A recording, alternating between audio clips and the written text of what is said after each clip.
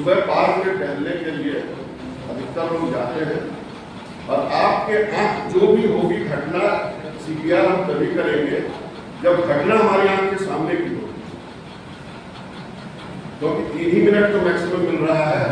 कोई आदमी सड़क पे पड़ा हुआ है, आप हम उसके सीपीआर नहीं कर सकते। व्यक्ति आपके सामने जीवित होना चाहिए और अचानक से कुछ उसके शरीर में परिवर्तन होना चाहिए जो ये बताए कि इसको कार्डियक अरेस्ट हुआ है। कार्डियक अरेस्ट के केस में ही सीपीआर किया जाता है। सुबह जब आप टहलने निकले, अचानक आपके सामने सज्जन बड़े बढ़िया टहल रहे थे और धीरे धीरे उनका पैर ढीला होता है और लहरा के वो गिर जाता है।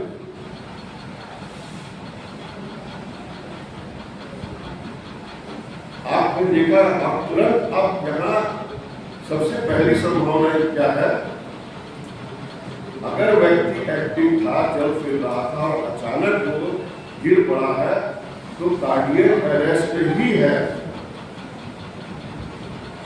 ये मानते हुए आप उसके पास जाएंगे। 2 चीजें चेक करनी है, क्या वो सांस ले रहा है और क्या पल्स चल रही है।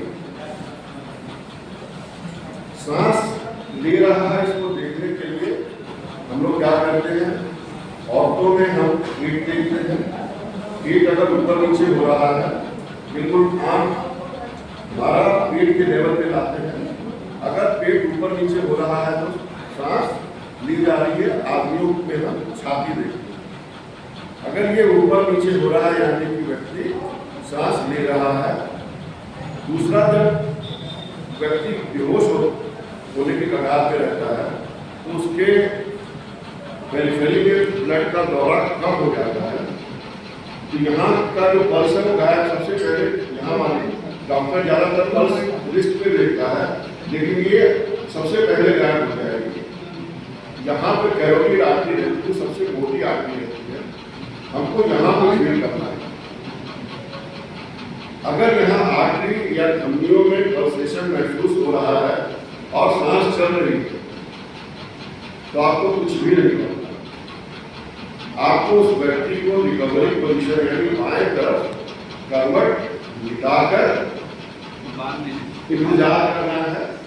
इस बीच में 108 के लिए कोई आसपास व्यक्ति को तुरंत मदद के लिए चिल्लाना है और उसको कहना है कि 108 के लिए फोन कर दे, ताकि स्थिति और बिगड़ती है या सुधरती है। अस्पताल को उसको पहुंचाना ही पड़ेगा, क्योंकि कुछ तो एडनॉर्मल है। आप एक लेमैन के रूप में, एक नागरिक के रूप में इतना ही कर सकते हैं कि अगर उस व्यक्ति की सांस चल रही है और पल्स चल रही है तो व्यक्ति का जो दिल है वो पूरी तरीके से रुका नहीं है, सीपीआर करने की जरूरत नहीं है। उसको एम्बुलेंस के माध्यम से, हमेशा एम्बुलेंस के माध्यम से, कभी भी मोटरसाइकिल पर बैठाकर या टेम्पो में बैठाकर उसको अस्पताल कैरी नहीं करना है। जीवित रहने की संभावना कम होती है, क्योंकि बहुत से हादसे या बहुत सी प्रक्रिया जब ट्रांसपोर्ट के दौरान अगर कुछ होता है, इसमें अभी तो ठीक है, बीच हो सकता है पूरी तरह बेहोश हो जाए और सीपीआर करना पड़े। एम्बुलेंस में ट्रेन स्टाफ रहता है जो सीपीआर करके उसको बचा सकता है। तो हमेशा पेशेंट कैरी करने के लिए एम्बुलेंस का भी सहारा लेना है। दूसरी सिचुएशन क्या हो सकती है, आपके सामने जो आदमी बेहोश हुआ है वो किसी भी कारण से बेहोश हो सकता है।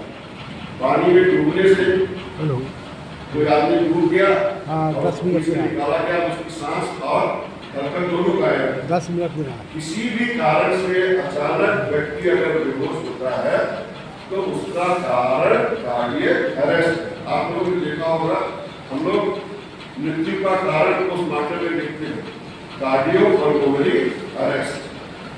सभी मृत्यु का एक ही कारण है कि दिल में और फेफड़े में काम करना बंद कर दें, और किसी को चलाने के लिए हमको सीपीआर करना, ये फिर से पूरा काम करने लगे, यही है सीपीआर। सबसे पहले क्या करना है कि जो घटना स्थल है आप वहां पहुंचेंगे और न तो पल्स है और न ब्रीथिंग है, उस व्यक्ति को खींच के हमेशा सुरक्षित जगह पे लाना है। फ्लैट सरफेस पे लाना। मान लीजिए पानी में डूबा हुआ है, दलदल जमीन है, तो वहां सीपीआर नहीं होगा। उस व्यक्ति को हमेशा बड़े सरफेस पे खींच के लाना है। मान लीजिए आग लग गई है और आग में से आदमी निकाला गया है, तो बिल्कुल अवस्था में है, उसका सीपीआर करना है। तो सबसे पहले आग से दूरी करने से पहले आप सुरक्षित करो, खुद को सुरक्षित रखो।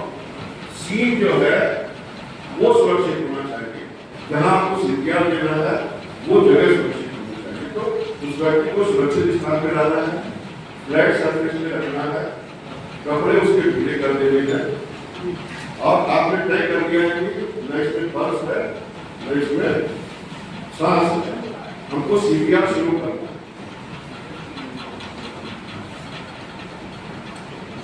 सीपीआर शुरू करने के लिए जो आपका एक्टिव हैंड है वो नीचे रहेगा। अगर आप दाहिने हाथ से काम करते हैं तो वो नीचे रहेगा और बायां हाथ ऊपर रहेगा। और ये हिस्सा जो है इसको आप 3 हिस्सों में अगर बांटते हैं तो 2/3 और 1/3 का जंक्शन छाती को यहां से लेकर और यहां तक जो गड्ढा है, एक गड्ढा यहाँ है स्टर्नल नॉच और एक डिफॉइड नॉच। इसको 3 हिस्सों में बांट दीजिए, जहां 2/3 और 1/3 का मिलन है। उस जगह पर ये आपकी हथेली आएगी, हाथ बिल्कुल सीधा रहेगा।